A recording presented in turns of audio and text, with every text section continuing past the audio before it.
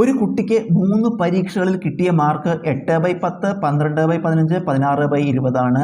ശരാശരി മാർക്ക് കാണുക. മാർക്ക് എത്ര ശതമാനമാണ്? നമുക്ക് 3 പരീക്ഷകളിൽ കിട്ടിയ മാർക്കാണ് കൊടുത്തിരിക്കുന്നത്.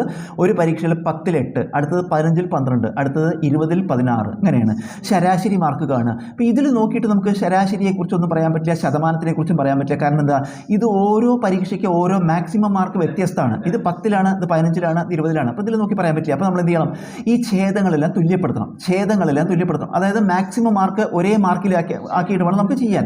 അപ്പോൾ ഈ എന്ത് ചെയ്യണം? ഇതെല്ലാം തുല്യമാണെങ്കിൽ 10ൻ്റെയും 15ൻ്റെയും 20ൻ്റെയും LCM കാണാം. 10ൻ്റെയും 15ൻ്റെയും 20ൻ്റെയും ലസാഗു. 10, 15, 20 ലസാഗു കാണണം. ഇതിനെ നമുക്ക് എല്ലാത്തിനെയും 5 കൊണ്ട് ഹരിക്കാം. 2, 10, 5, 15, 4, 20. ഇനി നമുക്കിതിനെ 3നെ ഹരിക്കാൻ പറ്റില്ല, പക്ഷേ 2നെയും 4നെയും 2 കൊണ്ട് ഹരിക്കാം.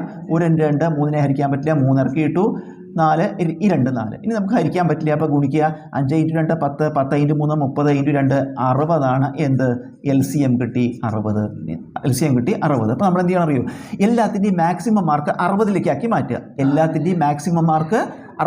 മാറ്റുക. അപ്പോൾ ആദ്യം 8/10 ഇതിനെ നമ്മൾ 60ലേക്ക് ആക്കണമെങ്കിൽ ഈ 10 എന്താവണം?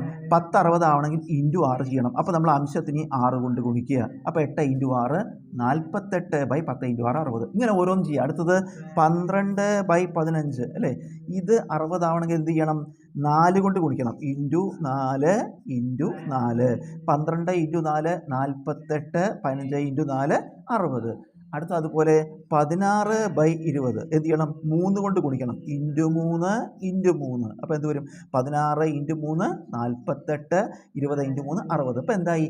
എല്ലാം 60ലാക്കി മാറ്റി. ഇനി നമുക്ക് ശരാശരി കാണാം. ശരാശരി നോക്കൂ.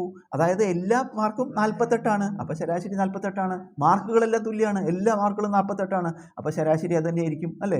എല്ലാതും ഒരുപോലെ ഒരേ സംഖ്യയാണെങ്കിൽ ശരാശരി അത് തന്നെ ആയിരിക്കും. ഇതെല്ലാം കൂടി കൂട്ടി 3 കൊണ്ട് ഹരിച്ചാൽ അത് തന്നെ ആയിരിക്കും. അപ്പോൾ ശരാശരി മാർക്ക് നമുക്ക് കിട്ടി. എത്രയാണ് ശരാശരി മാർക്ക്?